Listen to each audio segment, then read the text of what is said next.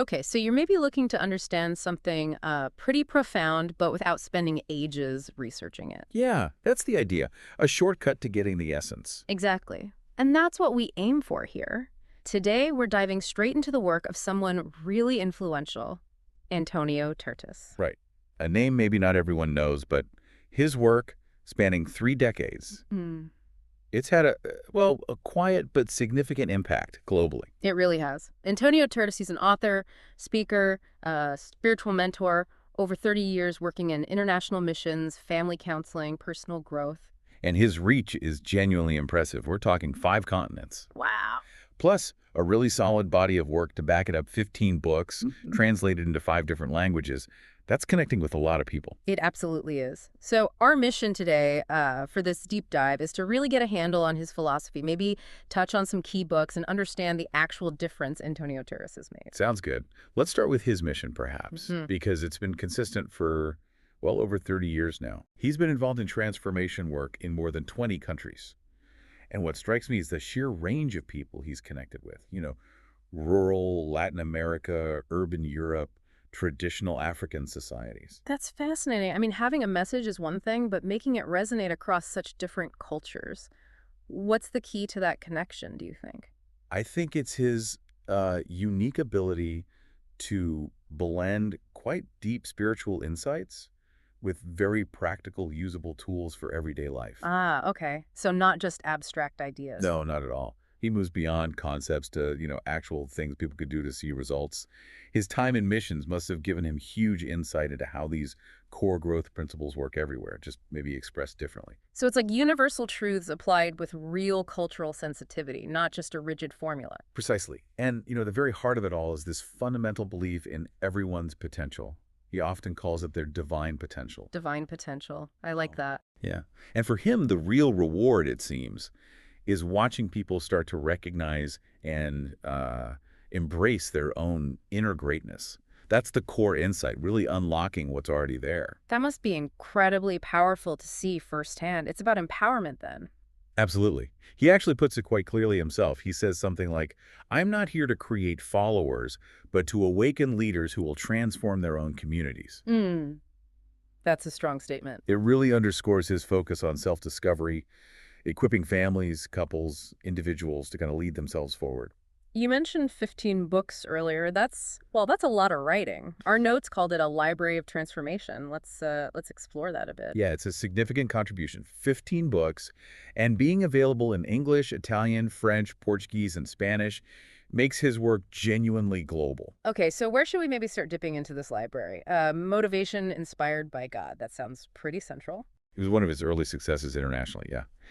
And the key idea there is exploring faith, not just as, a belief, but as a powerful internal motivator, a drive. Okay. And that's where he introduces this concept of divine purpose, the idea that every single person has a unique kind of transcendent mission to fulfill. Right, connecting personal drive to something bigger. What about mindset? The power of a positive attitude. That theme feels familiar. It is a familiar theme, sure, but Antonio goes deeper into how our thoughts actively shape our reality.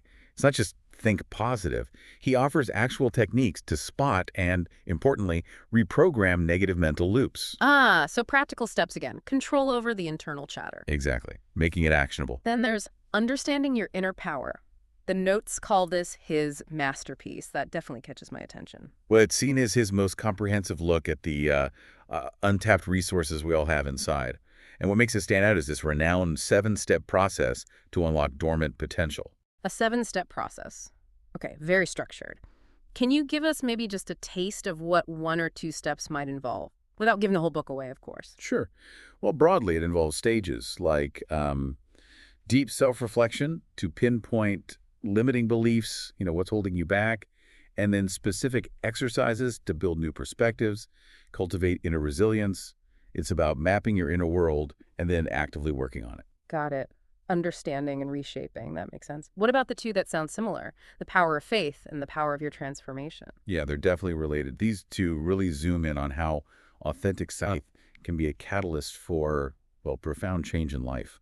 In what areas? Specifically, how deep conviction can lead to major positive shifts in relationships, even careers. It's about faith as a transformative force in practical terms. Interesting. And for someone maybe wanting a more hands-on jumpstart kind of thing, 30 days, 30 challenges seems to fit that bill. Exactly. That one's a very structured, month-long program. It's specifically designed to help people build positive habits and break through limitations they might feel stuck in, like a daily guide to kickstart change. Like a personal development boot camp in a book.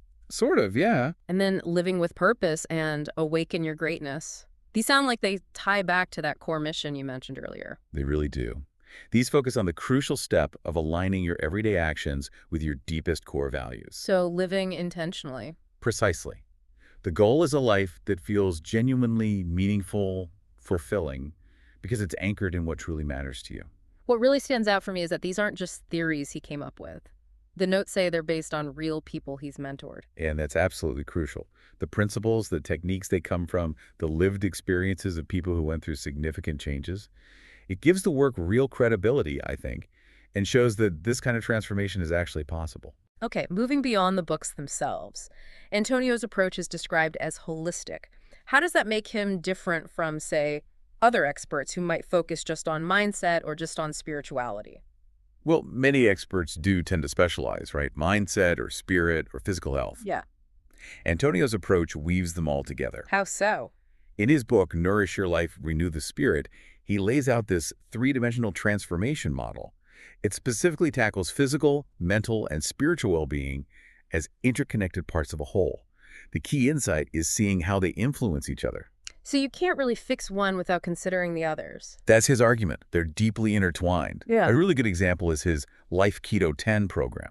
It's not just about diet. Oh. It explores how food choices can directly impact mental clarity and even your spiritual connection.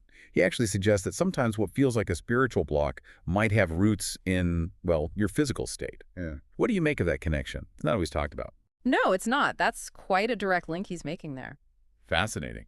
Does this integrated view carry over to his work with, say, couples and families? Oh, absolutely. With couples and families, he goes beyond just, communication tips. He guides them to build a shared vision based on their deepest values, their collective purpose. Ah, so finding common ground on a deeper level. Exactly. The idea is that a strong foundation of shared values is what really sustains connection and growth long term. And apparently, thousands of marriages credit his principles for helping them rebuild. That says a lot. It really does. More than just talking better, it's about being aligned on what matters. And he even works with business leaders. How does spirituality fit into the, let's face it, often bottom-line driven world of business? He actually develops methods showing how spiritual principles can integrate with effective business strategies. It's not an either. Interesting. He demonstrates that you can pursue material success alongside spiritual growth, with integrity, with purpose, leading ethically from your values. It sounds like the real proof, though, is in the stories of people whose lives actually changed. Our notes mentioned a few examples. Could you share one or two? Yeah, these stories really show the tangible results. There's Miguel, for instance, a successful executive, had all the external markers, but felt empty inside. Okay. Engaging with the principles from, I think it was unlocking potential, didn't just help him find personal purpose. It actually led him to shift his whole company towards more ethical, sustainable practices. So inner change created a bigger positive impact outwardly. Wow, that's significant. Personal transformation leading to corporate change. What about Sophia's story?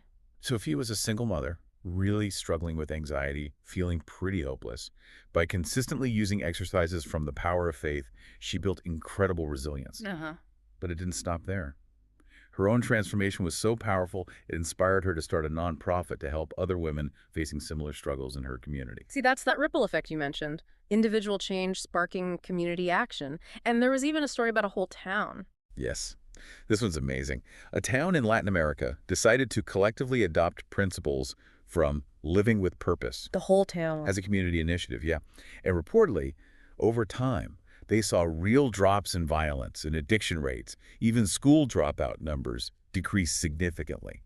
It just shows the power these ideas can have when applied at scale. These examples really drive it home, don't they? It's clearly not just about feeling good for a moment. It's about creating lasting change that spreads. Exactly. It moves beyond just a quick motivational fix to something deeper, something enduring that impacts families and communities. Now, of course, in our world today, reaching people means being online. How has Antonio Tertus adapted to the digital age? Oh, he's definitely embraced it. He uses it as a major way to expand his mission. He's active on various social media platforms, sharing daily bits of inspiration with literally millions of followers. Millions. Wow. Yeah. His YouTube channel, for instance, has guided meditations, lectures, conversations with other leaders. Quite a resource library. So he's meeting people where they are, digitally speaking? Absolutely. Instagram, Facebook, daily thoughts that people seem to find really timely. LinkedIn, applying these principles to work life. Even TikTok. TikTok. Really? Yeah, delivering concise, powerful messages for a younger audience there. That shows real adaptability, tailoring the message delivery. It does. His philosophy seems to be that the core principles are timeless, but how you communicate them needs to evolve to connect with every generation, making it accessible. Well, this has been a really insightful look into Antonio Tertus and his work. If someone listening today feels a connection to these ideas, what's a good next step for them? Well, if something resonated with you, the most direct path is probably to check out his books. With 15 titles in 5 languages, chances are good you'll find one that speaks directly to where you are right now, what you're looking to change. And where can people find these? The website, let me check. It's https://bit.loa4hsmnup. You can explore the whole collection there and see what jumps out. It's worth taking that step if you feel drawn to it. Antonio Tertus's legacy, it seems, really emphasizes that transformation isn't just a one-off thing. It starts with belief, maybe, but it's sustained by practice. Mm. His work is a reminder, isn't it, that no matter where you are right now, that potential for inner greatness, for a purposeful life, it's always there to be awakened. Absolutely. And for ongoing inspiration, following Antonio Tertus on his social media channels is probably a great way to keep those ideas top of mind. Great suggestion. Well, thank you for guiding us through this fascinating deep dive. My pleasure. And thank you for joining us. We'll catch you on the next exploration.